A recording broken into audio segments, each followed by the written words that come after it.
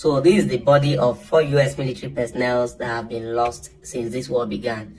And the military has taken their body to, of course, back to the homeland for proper burial. According to reports, it says this tragedy happened in Kuwait. I don't know what really went wrong in Kuwait, but somehow you will see one of the ladies that was flying the fighter jet that was downed by the Kuwaiti air defense system. The 3 US fighter jet F-15 that was downed were downed in Kuwait, and it was in error. They said it was an accident.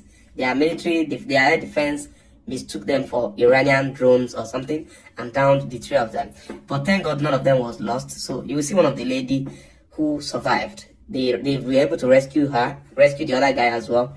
So you're fine? This is the lady.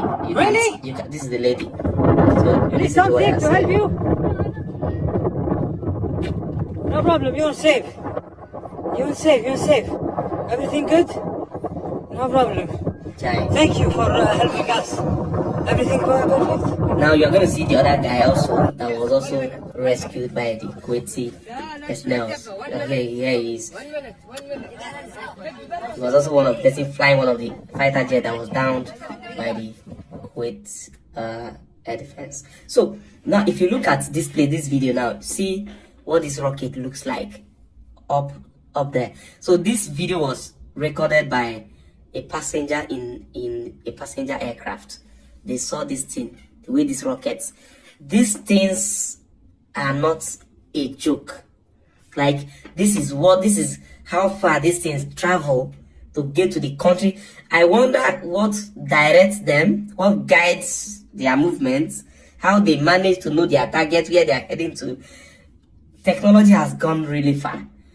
This journey that this rocket is heading is something that you would have needed ships to travel, aircraft to travel, but just send a rocket, just launch a rocket, and it flies all the way and it heads direct to the targets. And whatever technology is responsible for this projectile or for this direction or for the, I don't know, should not be taken for granted. And imagine if we are here in 2026, where we will be in 2050.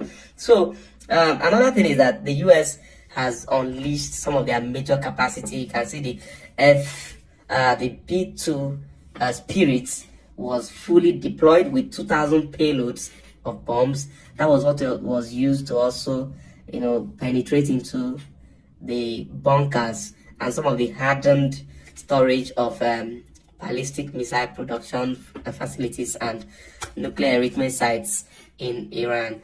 And you can see how many of them was deployed. They've all returned back to the US. And of course, the Globemaster. The Globemaster has been a key player in every war. It helps to convey the troops, helps to convey it like the transporter. It carries all the weights of the US military.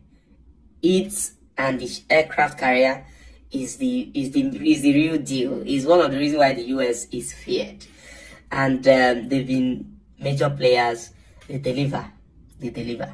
Now, some of the reason why people are afraid of the US military is because of this kind of video. Just watch and see the capacity, the US military in full capacity at the sea, and see why the US must be respected in terms of war.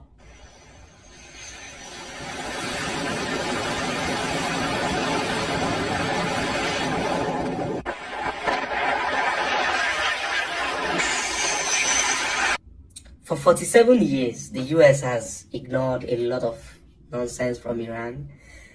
There are reports that have shown some of the attacks Iran has carried out against the US that they have ignored for a long time. This is the first time a US sitting president is confronting Iran, because Iran brags a lot, and you would want to think, oh, if attacking these people could unleash hell on everybody. And it wasn't too wrong though. Iran has just been acting like what they have been suspected to be like. People who are very unstable. They just who launches missiles on an airport, active airport that has civilians traveling. Who does that? It's only a terrorist. So Iran has been acting since the war began. They've been acting like a terrorist state. Anybody who doesn't believe in, who doesn't agree with this is probably also not stable.